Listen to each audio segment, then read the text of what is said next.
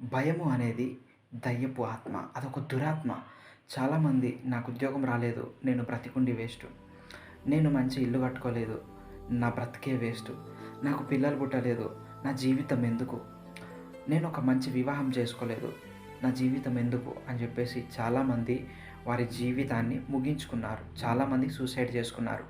ఇటువంటి కోకొల్లలుగా మన జీవితంలో మనము చూసే ఉన్నాము. ఈ భయము ఇటువంటి కార్యాలు చేస్తుంది.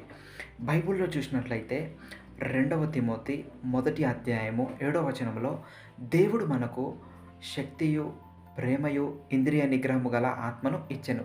గాని పిరికితనము గల ఆత్మను ఇవ్వలేదు.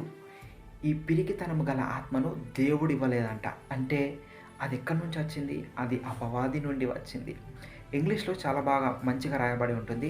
God has not given a spirit of fear. God has not given a spirit of fear. దేవుడు ఈ భయమును పుట్టించే ఆత్మనివ్వలేదు. అది అపవాది యొక్క ఆత్మ. చూడండి, నీలో ఇది లేదు, నీకు ఉద్యోగం రాలేదు, పిల్లలు పుట్టలేదు, ఇల్లు కట్టుకోలేదు, ఇక నువ్వు చనిపో అనేలాగా ప్రేరేపించేది దేవుని ఆత్మ కాదు కానీ అది దయ్యపు ఆత్మ. ఇంకా కొంతమందికి ఈ క్యాన్సర్ పోదు, ఈ హెచ్ఐవి పోదు, ఈ వ్యాధి పోదు అని ప్రేరేపించి వారిని వారు చంపుకునేలాగా ప్రేరేపిస్తుంది. చూడండి, దీని యొక్క అల్టిమేట్ గోల్ ఏంటో తెలుసా? బైబిల్లో రాయబడి ఉంటుంది, పిరికితనము గలవారు పరలోక రాజ్యము స్వతంత్రించుకోలేరు అని రాయబడి ఉంటుంది. మీరు చాలాసార్లు చదివే ఉంటారు.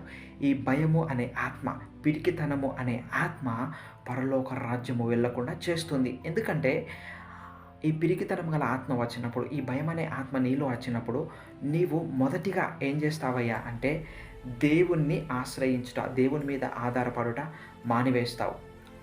అదేం చేస్తుందంటే దేవుని కార్యాలను అనుమానించేలాగా చేస్తుంది.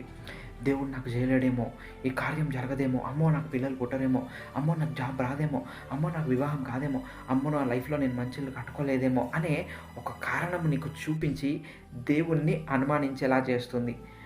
రెండవదిగా దేవుడి నుంచి దూరం చేస్తుంది. మూడవదిగా సూసైడ్ చేసుకునేలాగా చేస్తుంది.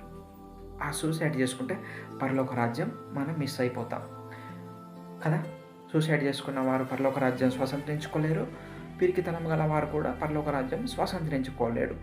అది అపవాది యొక్క ఎజెండా.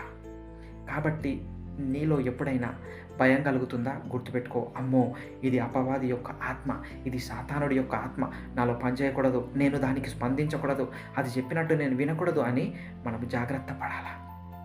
చూడండి, లోకంలో చూసినట్లయితే ఏదైతే ఒరిజినల్ ఉంటుందో దానికి డూప్లికేట్ వ్యక్తులు సృష్టిస్తూ ఉంటారు. ఫర్ ఎగ్జాంపుల్ గోల్డ్ ఉంది కదా, దానికి రోల్డ్ గోల్డ్ సృష్టించారు కదా. అదేవిధంగా ఈ భయం అనేది దేవుని యందు మనం నిలుపవలసినది. దేవుని యందు భయభక్తులు నిలపండి, దేవుని యందు భయభక్తులు కలిగి ఉండండి అని రాయబడి ఉంటుంది కదా.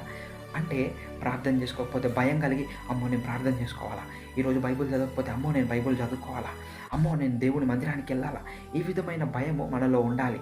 భయము దాని కొరకు సృష్టించబడింది. కానీ సాతానుడు ఏం చేశాడో తెలుసా?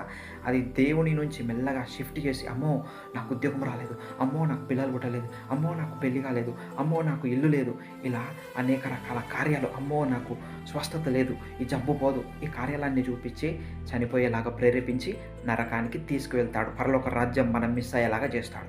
కాబట్టి భయము దేవుని మీద కాకుండా వేరే వాటి కొరకు నీకు వస్తుందా? గుర్తుపెట్టుకో, అది దయ్యపు ఆత్మ. దాన్ని మనం గద్దించి మనలో నుండి వెళ్ళగొట్టాలా, దానికి స్పందించకూడదు. Okay, God bless you.